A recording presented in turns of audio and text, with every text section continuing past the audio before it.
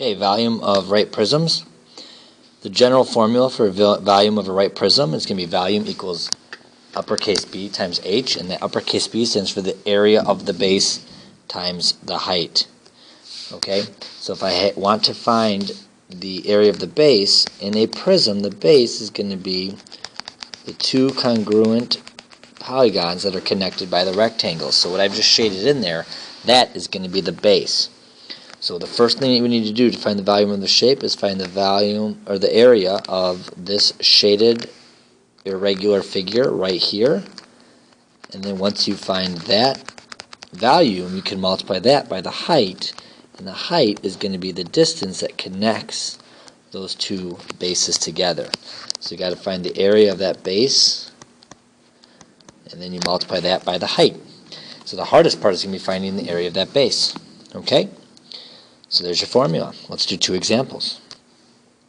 Okay, in our first example, we're going to find the volume. So the first thing I like to do is I want to find the irregular figure. I'm going to split this right here. Now I'm going to look. Since this is 6, I'm going to move that down. That means that is 6. So this first part here is going to be 24 times 6, and 24 times 6 is 144. So that means this area in here is 144 feet squared. Now I'm going to find the area of the other portion. Well, if that's 6, then that means that's 6 there. And 30 minus 6 is 24, which means what's remaining is 24. 6 plus 24 is 30. Since this is 20, I'm going to move that across, and that's 20.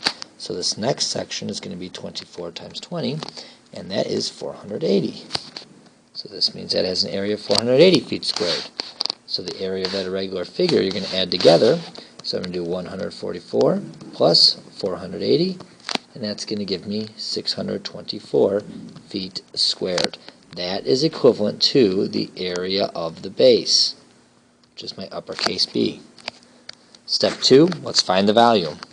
Volume equals area of the base, the answer I just found, times the height. So I'm going to do 624 times the height is the distance that connects my bases. That's 24. So 624 times 25 is going to give me a volume of 15,600 feet cubed. It is volume, so it's cubic units.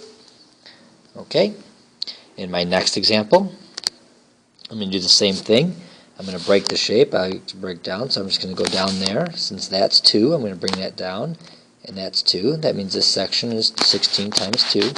So I'm going to do 16 times 2, and that's 32. So that's 32 inches squared. Now I've got to find the area of this part. Since that's 7, I'm going to slide that there. That means that's 7. Okay, 10 is the whole part, so I'm going to bring down the 2. Okay, I've already used 2 up there. It's 2 on the bottom, and 10 minus 2 is 8. 8 plus 2, these two numbers combined have to equal the whole amount. 8 plus 2 equal 10, so that's 8. So to find the area of this part here, I'm going to do 8 times 7. And 8 times 7 is 56. So that has an area of 56. So to find the total area, I'm going to add those together. 56 plus 32, and 56 plus 32 equals 88. So 88 inches squared. That is our area of the base. That's what you're finding there. That's this part right here. Okay, that's the area of that irregular figure. That's 88. 56 and 32. Now I'm going to find the volume. So I take the area of the base, the answer I just found, and I multiply it by the height. Remember, the height is the number that connects those two bases, the 4 inches that I haven't used yet. So that's going to be volume equals 88 times 4, and 88 times 4 is 352 inches cubed. Okay, and that's how you're going to find those. So the hardest part is finding the area of the base. It's an irregular figure in this case. It could be a triangle, it could be any shape it wants. You're getting L blocks in these two examples.